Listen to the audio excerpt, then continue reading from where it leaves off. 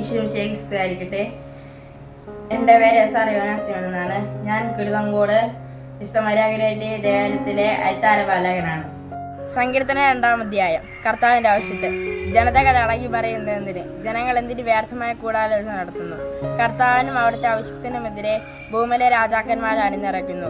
ഭരണാധിപന്മാർ കൂടിയാലോചിക്കുന്നു. അവർ വച്ച വിലങ്ങുകൾ തകർക്കാം, അവരുടെ ചങ്ങലകൾ പൊട്ടിച്ച് മോചനം നേടാം. സ്വർഗത്തിലിരിക്കുന്നവൻ അത് കേട്ട് ചിരിക്കുന്നു. കർത്താവ് അവരെ പരിഹസിക്കുന്നു. അവിടുന്ന് അവരോട് കോപത്തോടെ സംസാരിക്കും, ക്രോധത്തോടെ അവരെ സംഭീതരാക്കും. എൻ്റെ വിശുദ്ധ പർവ്വതമായ സിയോനിൽ ഞാനാണ് എൻ്റെ രാജാവിനെ വാഴിച്ചതെന്ന് അവിടുന്ന് അരുളി ചെയ്യും.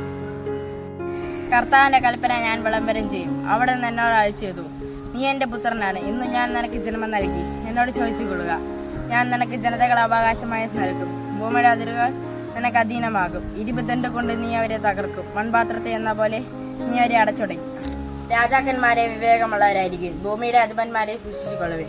ഭയത്തോടെ കർത്താവിനെ ശുശ്രൂഷ ചെയ്യുവിൻ, വിളയരോടെ അവിടുത്തെ പാദം ചുംബിക്കുവിൻ. അല്ലെങ്കിൽ അവിടുന്ന് കോപിക്കുകയും നിങ്ങൾ വഴിയിൽ വെച്ച് നശിക്കുകയും ചെയ്യും. അവിടുത്തെ കോപം ക്ഷണത്തിൽ ജ്വലിക്കുന്നു. കർത്താവിൽ ശരണം വയ്ക്കുന്നവർ ഭാഗ്യവാന്മാർ. കർത്താവിൻ്റെ വചനം. ദൈവത്തിന് നന്ദി.